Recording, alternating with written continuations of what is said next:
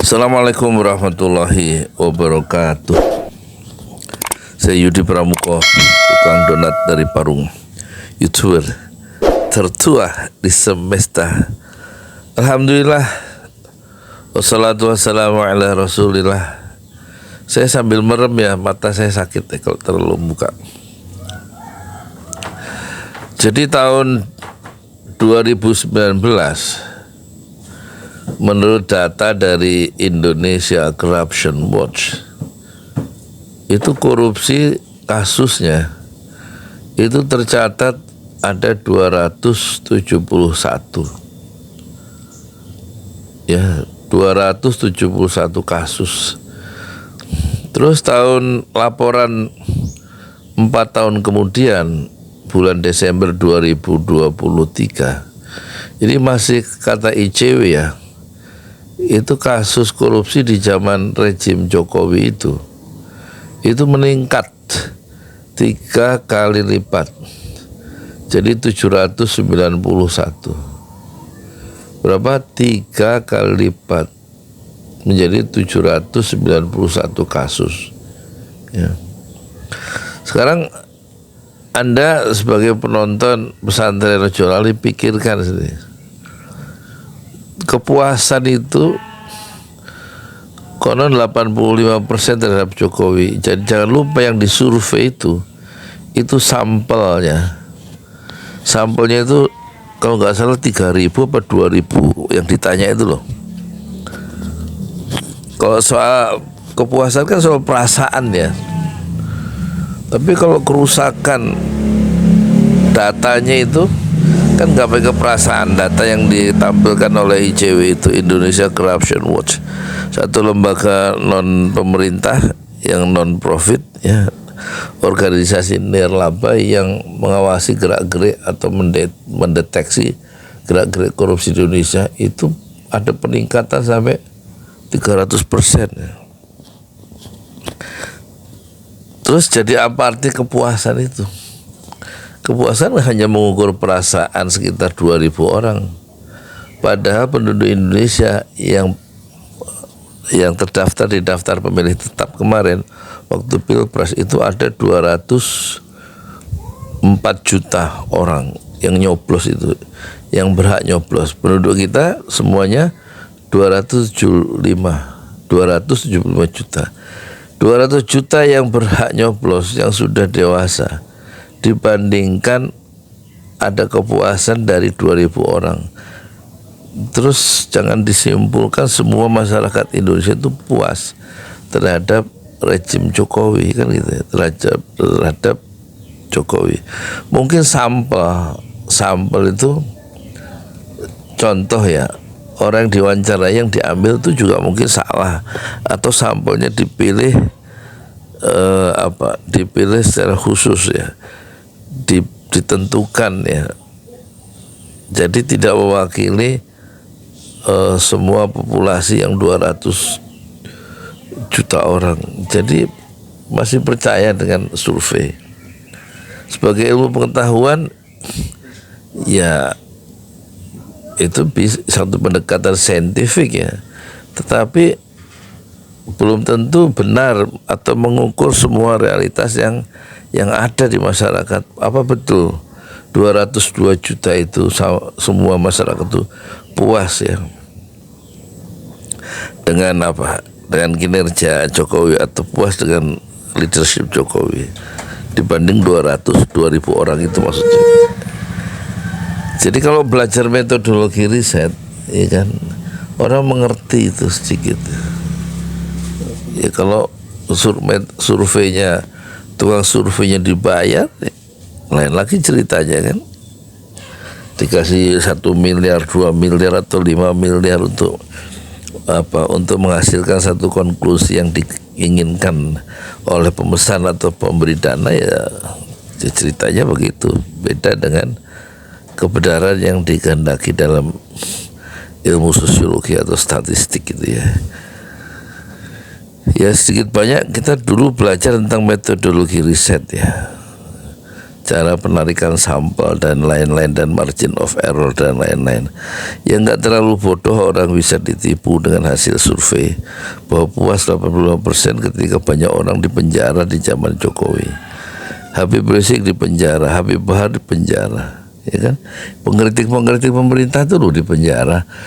Dr. Syahganda Nainggolan di penjara, itu Anton Permana di penjara, Habib siapa itu, Gus Nur di penjara. Kemudian siapa lagi?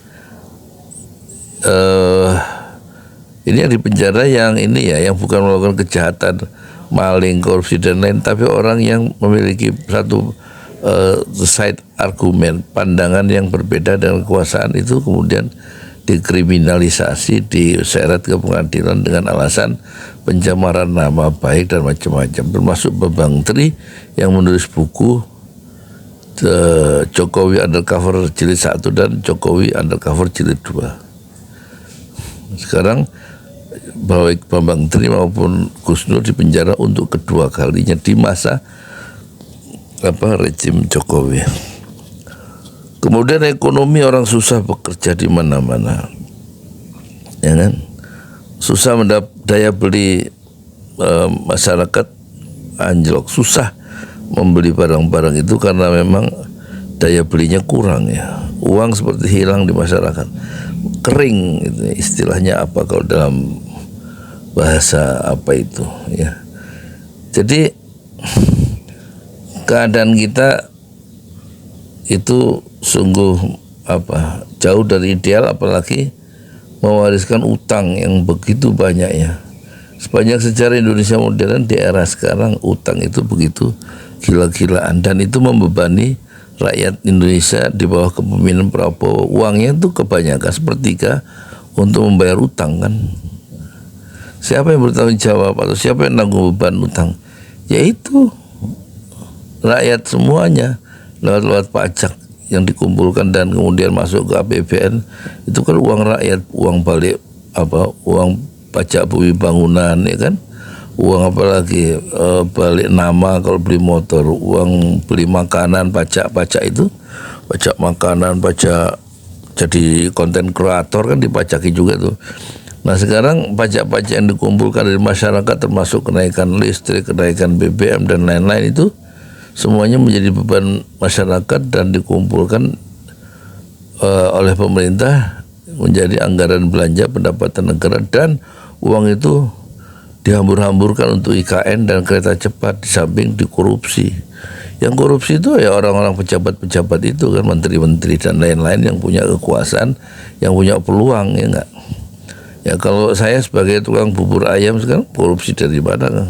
Rakyat mah kudu berjuang ya, mencari jalannya sendiri. Ada pemerintahan, tanpa ada pemerintahan pada level pusat, ada koalisi Indonesia Maju kayak pakai plus, kayak pakai min, kayak itu nggak ada pengaruhnya juga. Kalau kawan-kawan kita yang pedagang nggak keluar, nggak dorong jualan cilok, nggak dorong gerobak jualan baslok atau bihun gulung atau apa itu cilung ya, cilung ayam tulang itu dan lain-lain, bubur kacang hijau, ya nggak dapat duit. Nggak ada juga jaminan dari pemerintah untuk pedagang-pedagang yang informal itu. Semua mereka, siapapun presidennya, rakyat harus menolong dirinya sendiri. Jadi nggak ngaruh presiden baru itu nggak langsung memperbaiki kesejahteraannya, kecuali presiden baru dan koalisi baru ya, serta rejim lama itu menikmati hasil jarahan mereka, hasil usaha-usaha yang mereka kembangkan saat mereka jadi pejabat. Itu sekarang mereka menikmati hasilnya dan membiarkan rakyat Indonesia dalam kemiskinan ya, dalam kesusah dalam pekerjaan, susah nggak punya tabungan, susah dalam melakukan cicilan motor, cicilan rumah dan lain-lain, dan pemerintah tidak punya satu terobosan ya, termasuk ojek online itu dibiarkan menjadi mitra, tidak punya BPJS kesehatan, tidak punya BPJS ketenagakerjaan ya. Ojek online, driver ojol itu loh, termasuk Gojek dan lain-lain itu ya kan, driver motor ojek online itu tidak punya tabungan, tidak dilindungi oleh dana pensiun, tidak dapat gaji, hanya diperas oleh perusahaan masing-masing untuk kepentingan perusahaan. Dan pemerintah seharusnya memihak pada golongan yang lemah. Dan itulah sebenarnya kehadiran pemerintah, dia memihak rakyat banyak, bukan memihak pengusaha sebagaimana yang sudah diperlihatkan dengan hampir sempurna oleh rejim Jokowi. Saya Yudi Pramuko, tuang donat dari para YouTuber tertua di semesta Fasbir Sobron Jamila. Bersabarlah dengan kesabaran yang indah. Assalamualaikum warahmatullahi wabarakatuh. Di jalan Allah. Ini Masjid Enam Syuhada lagi dikunjungi sama Ketua Hilmi. Modal awalnya berapa Pak Yudi Pramuko? 750.000. 750.000 rupiah aja. Jadi ini 500 jutaan nih barang. Sekarang udah habis 310. Masya Allah, tuh udah pakai keramik, laponnya tinggal. Granit tuh kayak marmer. Tuh, Masya Allah nih, sampai juga kita ke sini.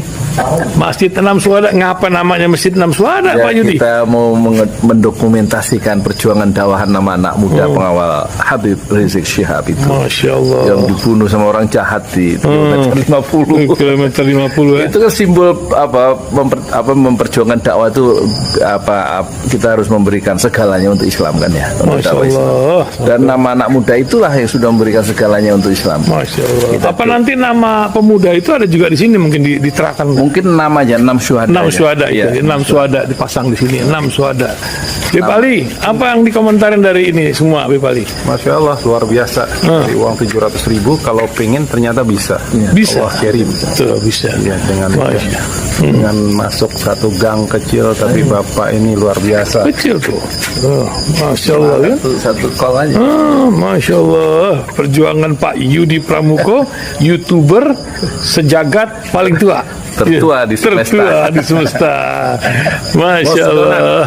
Tukang donat. Tukang donat. Tukang donat dari Paru. Ini saya laporkan dari lapangan ini, langsung dari Masjid Enam Syuhada. Masya Allah. Dan ini dia. Dalam kelihatan.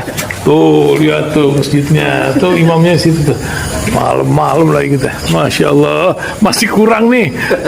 Atapnya katanya transfer aja. Masjid Enam Syuhada sebentar lagi selesai. Dinding lubang angin sebagian sudah terpasang. Lantai 2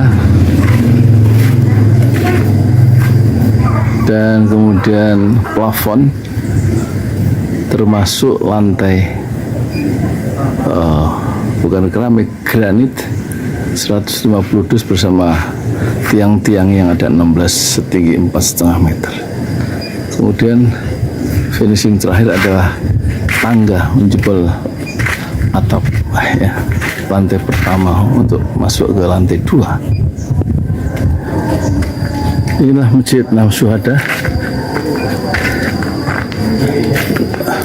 2,5 tahun lalu dimulai pada 2 Agustus hari Senin 2021. Tinggal sedikit lagi insya Allah. Dan lantainya dari keramik, bukan keramik, granit sudah diresmikan lantai pertama.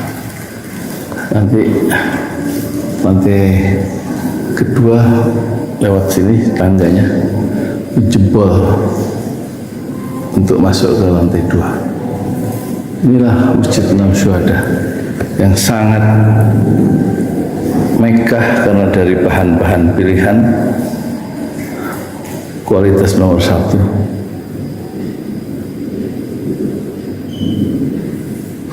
Tinggal sekitar 80 juta lagi finishing lantai atas selesai insya Allah.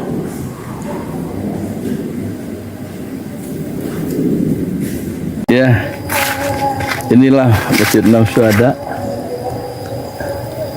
yang sangat bersejarah ya dalam sejarah dakwah Indonesia modern insya Allah, karena ini dibangun dalam konteks kezaliman rejim penguasa yang sudah membunuh 6 santri dari front Laskar Front Pembela Islam, dan kita abadikan pengorbanan dan perjuangan dakwah mereka, sehingga kita sebut namanya Masjid 6 Syuhada. Mereka mengawal perjalanan dakwah gurunya Habib Rizik Syihab, dan mereka dicegat oleh orang-orang jahat di kilometer 50. Saya Yudi Pramuko, tukang donat dari Parung Juber, tertua di semesta Fasbir Sabrun Jamila. Bersabarlah dengan kesabaran yang indah. Assalamualaikum warahmatullahi wabarakatuh.